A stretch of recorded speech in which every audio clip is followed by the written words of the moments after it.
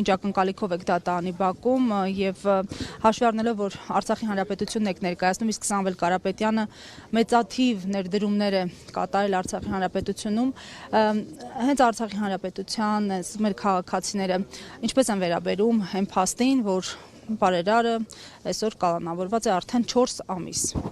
Նախ ակնկալիքներից սկսենք, առանձնապես արդարադատության ակնկալիք չունեմ, ավելին համոզված եմ, որ բաց չեն թողնելու, իրենք նման շքեղություն իրենց թույլ չեն կարող տալ այս փուլում եւ Սամվել Կարապետյանը ազատության մեջ ավելի մեծ վտանգ է ներկայացնում։ Նկատի ունեք նախընտրական փուլ, քաղաքական շարժերը։ Քաղաքական տեսանկյունից իրենց համար նպատակահարմար չէ այս պահին Սամվել Կարապետյանի տեսնել ազատության մեջ։ Ինչ վերաբերում է ի սկզբանե ներկայացված մեղադրանքին, փորձ է արվել ամեն կերպ ներկայացնել, որ սա իշխանազավթման ինչ-որ կոչ է եղել, իրական հակառակ էֆեկտն է տվել, անգամ այն շրջանակներում, որտեղ իրենք համոզված են եղել, որ սա կարողանալու են հարամցնել, չի ստացվել, եւ հիմա փորձում են փոփոխության ենթարկել, այսպես ասած, փորձված թանը այսպիսի իրավիճակ է հիմա, որ կերել է, չգիտեմ, թալանել է, այն ինչ որ նախկինում աշխատել է, փորձելու են նման ձևով պիտակավորել, համոզված են, որ դա էլ չի ստացվելու։ Ինչ վերաբերում է Արցախի համար իրականացվածին, կարծում եմ միայն Արցախի համար չէ, ամբողջ Հայաստանի համար Սամվել Կարապետյանը հանդիսանում է այն մարդկանցից, որոնք յուրաքանչյուր ազգ մեծ այդպես դրվատանքով պետք է վերաբերվի եւ ցանկալի կլինի, որ նման որդիներ ցանկացած ազգ ունենա։ Ցավոք սրտի մեր պարագայում նկատում ենք, որ ցանկացած ոք, որ համաձայն չէ այս քաղաքական կուրսին, էական նշանակություն չունի, թե նախկինում իր հետ ինչ հարաբերություններ են ունեցել, նույնը եկեղեցու հետ հարաբերություններն է, ինչու՞ չէ նաև Սամվել Կարապետյանի հետ իրենք որոշակի հարաբերություններ ունեցել են միջև նրա քաղաքական հայտարարությունների իրականացնելը, դառնում է իրենց համար համար մեկ թշնամի եւ փորձում են պայքարել։ Այս պարագայում կարծում եմ, որ անհաջողությունը իրենց կողմից ավելի այդպես երևացող է լինելու, որովհետեւ ի սկզբանե ազատազրկումը բերեց մեր ձևով շարժման, որն անգամ ընդդիմադիր դաշտում գործող առաջին խաղացողներն այսօր ընդունում են, որ փաստացի այդտեղը զիջել են եւ այս պահին քաղաքական ընդդիմություն կոչվածը ավելի շատ համախմբվում է հենց մեր ձևով շարժման մեջ, հասկանում ենք, որ այդ մեր ձևով շարժումը առաջնահերթորեն դա Սամվել Կարապետյանի անձն է, այդ մասին նաև նրանց քաղաքական ներկայացուցիչներն են հայտարարում։ Կարծում եք, որ մեր ձևով շարժումը օրինակ կխոչընդոտի իշխանության վերարտադրությունը 2026-ին։ Բոլոր նախադրյալները կան, որպեսզի այս շարժումը համազգային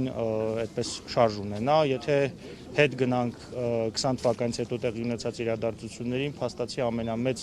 թիվ հավաքածը գետնի վրա եւ փողոցում եղել է Բագրատ Սրբազանի շարժումը, այս պահին կա նոր ալիք, որը մի քիչ քաղաքական տրանսֆորմացված է եւ ավելի շատ ոչ այդքան փողոցային պայքարի, այլ ինստիտուցիոնալ պայքարի շրջանակներում է, բայց այո, բոլոր նախադրյալները կան, որպեսզի կոնկրետ այս շարժումը հանդիսանա որպես այլընտրանքային ընդդիմություն, որը կկարողանա լայն շրջանակներ ապահովել, որովհետև Փաշինյանական իշխանությունը ավելի շատ ամրացված է այդպես անտի-ռեյտինգների վրա, իսկ Սամվել Կարապետյանի պարագայում ինչքան փորձում են պիտակավորել, կպցնել, ինչ-որ բաներ անել չի կպնում, մինչև այսօր